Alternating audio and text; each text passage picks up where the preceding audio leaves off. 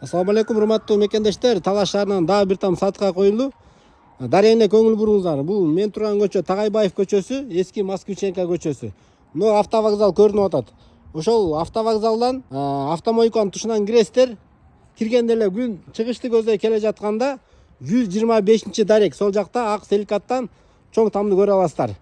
Анда эмесе видеону аянат чейин көрүп туруңуздар. Мен сиздерге үйдүн ичин огороддордун баарын тартып берейин. Бул жакта инфраструктура автовокзалга жакын, супермаркеттерге жакын, номер 5 мектепке дагы жакын. Бисмилла.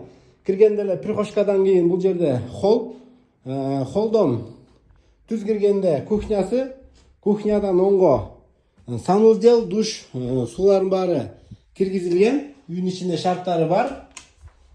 Отоплениясы от менен дагы, ток менен дагы жылыйт. Андан кийин коридор. Коридордон солго бир уктоочу бөлмө, оң тарапка дагы бир уктоочу бөлмө. Түз киргенде залда азыр свет жок экен, лампочкасы күйүп калган. Залдан оң жакка дагы бир уктоочу бөлмө. Азыр огород жагындагы тартып көргөзүп берип коеюн. Сарайлары бар, үйдүн өзү сөөгү бекем курулган там. Ишин ремонт кылып койсо, чыккан там болуп калат. Бул жерде жүзүм багы эгилген, караңыздар. Сонун болуп жүзүм өсүп турат. Гаражы, чакан погреби бар. Бул жагында склад сарайлары азыр куттанып турат экен. Банясы дагы бар, туугандар.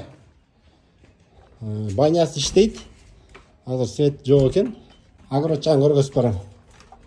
Огороддун мынакей алма бактарды көрүп атасыздар. Шак ийилип мөмөлөп турган кези.